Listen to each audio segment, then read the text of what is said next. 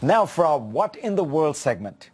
We live in remarkable times where just about everything around us is connected to the internet or soon will be. The World Economic Forum, citing research, says that by the early 2020s, the Internet of Things will consist of 50 billion objects using 1 trillion sensors to collect every imaginable piece of data about us every second of the day.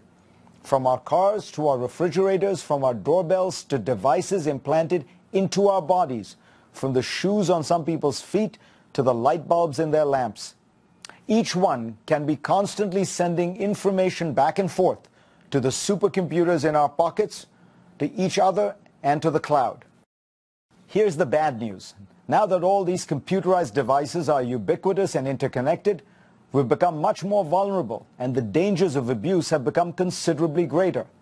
This Internet of Things can now shatter our privacy, steal from our wallets, and even threaten our lives. If a country like the United States can't protect its major businesses and infrastructure from hack attacks, how can you protect your internet-connected fridge from hackers who can then get into your bank account? Look at what happened recently when ransomware going by the name of WannaCry locked up hundreds of thousands of computers around the world. Hospitals, train systems, and factories were all crippled by hackers taking advantage of a vulnerability in Microsoft's operating system. Not surprisingly, banks are often the main targets of cyber criminals. Just one example. Back in 2016, cyber thieves, allegedly using a flaw in the computerized systems that banks use to talk with one another, attempted to electronically steal almost $1 billion from the Bangladesh Central Bank. The hackers got away with transferring $81 million out of the bank before being stopped. JP Morgan Chase has said it spent $600 million in 2016 on cybersecurity, up from $250 million in 2014. And at a security summit in 2015, Ginny Rometty, the head of IBM, said, "Cybercrime, by definition, is the greatest threat to every profession, every industry, every company in the world." According to one 2014 estimate, the annual global cost of cybercrime was at least $375 billion, and that cost could balloon to $2.1 trillion by 2019.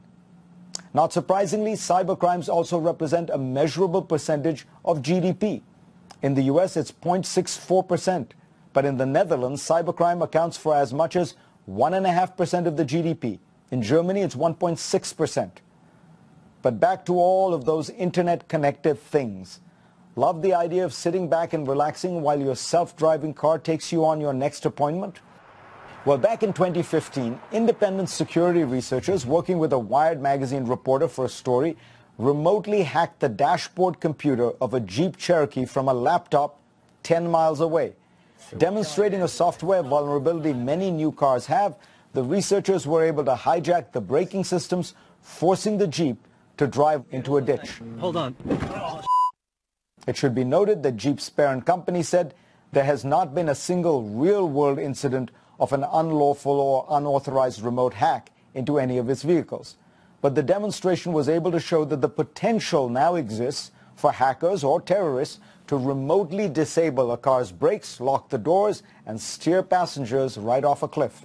The problem is that in our rush to connect everything, we've created a monster that's just waiting to take advantage of a broken line of code or a missing software patch. And the interconnectivity of the web has made it all too easy to inadvertently let cyber criminals into our homes, our cars, and our bank accounts.